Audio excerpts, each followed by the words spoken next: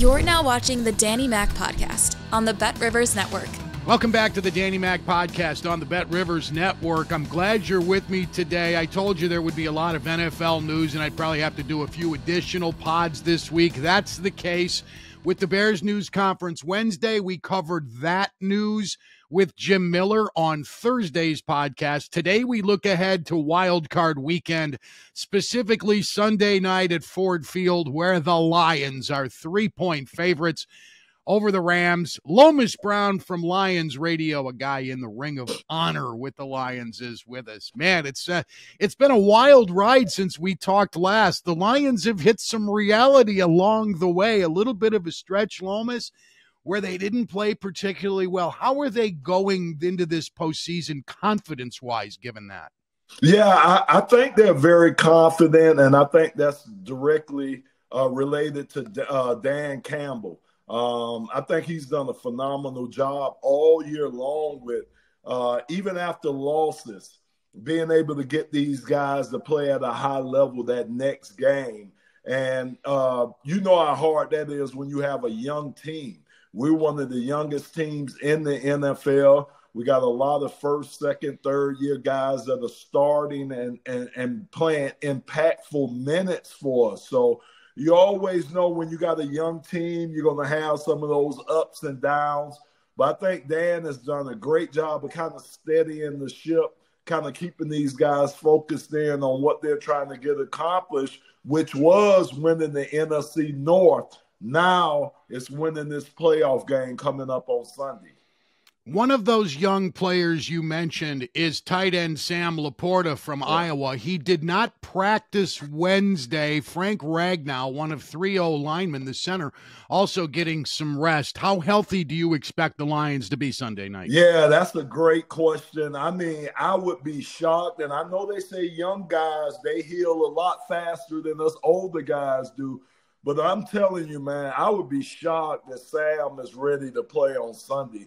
Looking at the injury, and the reason why I say that is just because of what they have him doing. They got him doing so much. This guy's in and out of motion almost every play.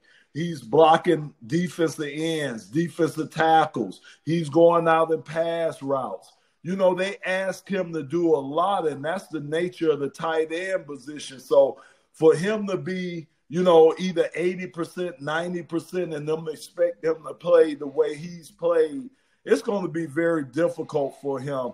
Of course, Frank has been dealing with this all year long, so I think Frank knows how to handle himself.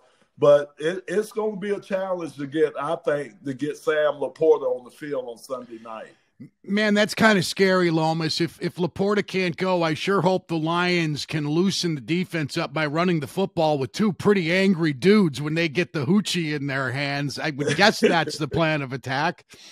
Yeah, that's going to have to be the plan of attack. You're right there. And basically, even if Sam was healthy, that would have to be our plan of attack anyway, because that is how our offense go. Those guys in the backfield, you talking about David Montgomery and you talking about Jahmyr Gibbs, they make this offense go, especially run game wise. And once our run game gets going, play action pass, the shots downfield, everything else comes off the run for us. So with Sam there or without Sam Laporta being there, we're definitely going to have to be able to establish the line of scrimmage and run the ball.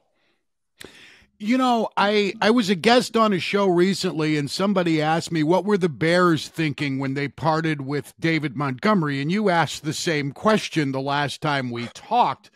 My answer is just because these guys are treated like equipment these days. Yeah, 3-4 years and they're done. They need their own union, Lomas. You're right.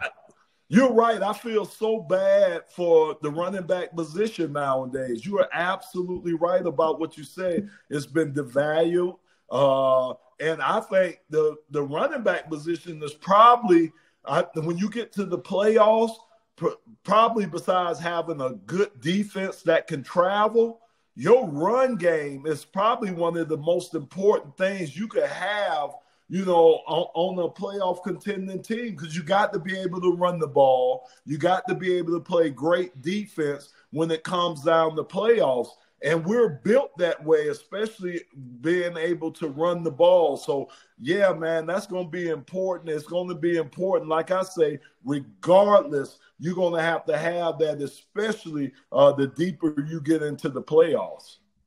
I want you to try to step outside the player and the broadcaster and tell me about Lions fans. I've got to assume, given the history of this team not succeeding in January, there is an enormous feeling of nervousness in your city right now.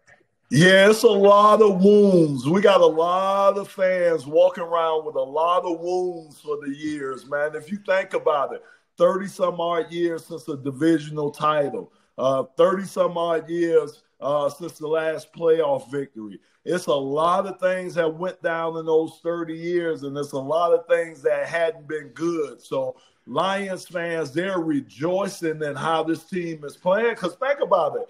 At this point of the year, every year, we're talking about drafts and the combine and going to the Senior Bowl. That's what we're discussing here. We're not even discussing playoffs or the Detroit Lions. So for them to be in the position they are, but like you say, Lion fans are nervous because not to say we've been here and done this a lot, but we have been in this position or been in positions to advance the team. And for some reason, something always happened. I'm so confident I was confident that this would be a different year. And I'm still confident that this will be a different year. But, oh, my God, we have a mountain to climb in Matthew Stafford and those L.A. Rams that are coming to town on Sunday night. I haven't even mentioned the Stafford-Goff dynamic here. Two players traded for each other. That really thickens the plot. And Jared has righted himself these last 2 years. Yes. Although a little bit of a lull this season. He had a little bit of a bad stretch where he wasn't taking very good care of the ball. How is your confidence in the Lions having a quarterback advantage over their former and their all-time leader, Matt Stafford? You know what? I love Jared. I really do. I love Jared's demeanor. If you watch Jared during a game, you wouldn't know whether we're up or down, points-wise. You wouldn't know whether we're winning the game or losing the game because he keeps this calm demeanor. And I like that. I like that because if I'm an offensive lineman or whoever in that huddle and I see my quarterbacks like this all the time, regardless of what's going on around us, then that's going to calm me down. That's going to keep me in the right place. And that's what he does for this team. He really does, man. He's been there. He's done that. He has Super Bowl experience. So if you could follow a guy like that, like a Jared Goff, I think it does us very well. I actually think Jared is chomping at the bit, and he's looking forward to this opportunity because I think whoever comes out on top, and especially if Jared comes out on the top, he's going to do something that hadn't been done around here in, like I say, like 30-some-odd years. He has ingratiated himself to the fans, but, oh, my God, he can further do that by beating Matthew Stafford, beating the prodigal child that comes back to Detroit. Man, we could do that and get our first playoff victory since 1991. That would be awesome. Oh, yeah, it sure would be. I'd send you a case of Payday bars to celebrate. Because I know that's your favorite candy. Absolutely. All right, since you rubbed it in that you're not thinking about the offseason, the Bears have the 1-9 for the second straight year. It's interesting here what they're going to do with quarterback. Jim Miller told me yesterday he thinks they should keep Fields, not pick up the fifth-year option, and draft a quarterback with the number one. Man, that would be exciting. Something like that hasn't happened in more than 30 years either. Yeah, wow, that would be exciting. Now, Jim would know better than I would know how that quarterback room would run, how that dynamic would be with a Justin Fields. Will he be willing to accept that? Will he be willing to help that young quarterback? He's a young quarterback trying to look at his future too. So you can't think this guy's going to be willing to give up everything and, pour all he has into another guy. That's where that dynamic come in. And like I say, Jim would know better than me. As far as me personally, and I don't have anything against Justin Fields, I really don't. But just from what I've seen, I just don't know how much more he has to grow, how much more he can give. I don't know how close he is to his topping off level. I expected him to make another jump, a bigger jump than he made this year, to be completely honest with you. So, like I say, Jim will know more about how that locker room, that quarterback room would run. That would be an interesting room right there. Yeah, it sure would be. I'm with you. I'm ready for change. 30-plus games is too long to still be asking questions. And frankly, they just didn't score enough points. Yes. And he coughs the ball up. 353 left in one of the games against you guys with a 2-score lead, and they peed it away. And the other thing is, to me, he's not seeing things as clear. The game hadn't slowed down as much for him right now. The game is still moving kind of fast. I watched him, and he was so hesitant on some of the throws in both of our games. And, like you said, you need a quarterback to anticipate. You need a quarterback to throw a guy open. And you can't wait in this league because guys are so good. And I just see that little hesitation from him. And it hurts you. It not only hurts him, but it hurts the offensive linemen too, who are blocking for him because they expect those passes to be gone. They don't expect the quarterback to hold on to it. So it's a lot of dynamics that go into the quarterback position that affects a lot of other positions. So while you're not thinking about the Lions draft, I am, because I have Lions fans friends, and I want to see them keep getting better. Man, how about top of my shopping list for Detroit, either a ball-hawking safety, somebody in the secondary who is more disrupt. You guys just don't make enough splash plays on defense. Maybe it's another pass rusher to help Aiden. There you go. That's me. That's what I think we need, because I think the D-line and the secondary are tied, they're hip to hip. And, if we could get a pass rush, it's going to affect everything with that quarterback. I just feel so sorry for Aiden Hutchinson sometimes. Oh, my God. It's like the guy's playing with one arm because it's just him. And he's fighting the battle. You got lines sliding to him. You got offensive linemen double teaming him. He's being chip blocked. Yeah, I've seen him triple team that time.